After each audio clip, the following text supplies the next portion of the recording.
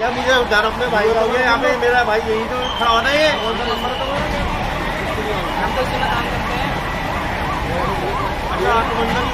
ஒன்பது பேரை காவு வாங்கிய 20 பேரை காயப்படுத்திய டெல்லி கார் குண்டுவெடிப்பு ஆரம்பிச்சிட்டாங்கயா, மீண்டும் ஆரம்பிச்சிட்டாங்க என்று சொல்ல வச்சிடுச்சு.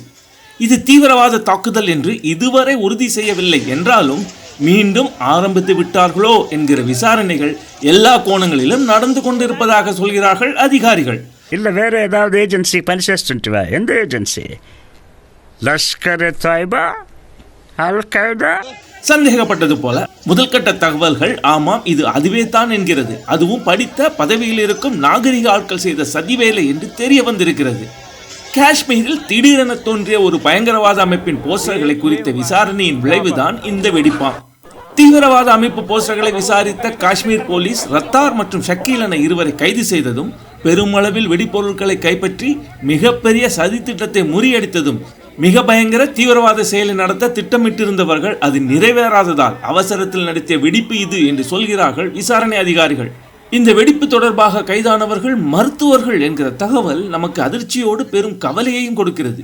இனியும் தீவிரவாதத்திற்கு மதமில்லை, படித்தவன் எல்லாம் தீவிரவாதம் பண்ண மாட்டான் போன்ற முட்டாள்வாதங்களை எல்லாம் ஓரம் வைத்துவிட்டு தீவிரவாதம் எந்த ரூபத்திலும் வரும் என்று அறிந்து செயல்படணும் எல்லோரும். பஹல்காம் தாக்குதலுக்கு தொடர்ந்து பாகிஸ்தானை தாக்கிய மோடி அரசு சதிக்காரர்களை விடப்போவதில்லை என்று சொல்லியிருக்கிறது. பார்ப்போம் என்ன செய்ய போகிறார்கள் என்று. ஆபரேஷன் சிந்தூர் மீண்டும் நடக்குமா, இல்லை காங்கிரஸ் பாணியில கடும் கண்டனத்தோடு நின்று விடுமா? ஆனாலும் தலைநகரிலே குண்டு வெடித்து இருக்கிறது, உளவுத்துறை என தூங்கி கொண்டாயிருக்கிறது என்ற கேள்வி எழுவதை எந்த கோஷமும் நீக்கிவிடாது என்பதை உள்துறை அமைச்சர் புரிந்து கொள்ளத்தான் வேண்டும். ஒருவேளை ஜென்சி புரட்சிக்கு அரைக்கூவல் விடுத்தவர்கள் அது பிசுபிசுத்து போனதால் பழைய குருடிக்கு கதவை திறந்து விட்டுட்டாங்களோ? இருக்கலாம், நம்ப முடியாத அவர்களை.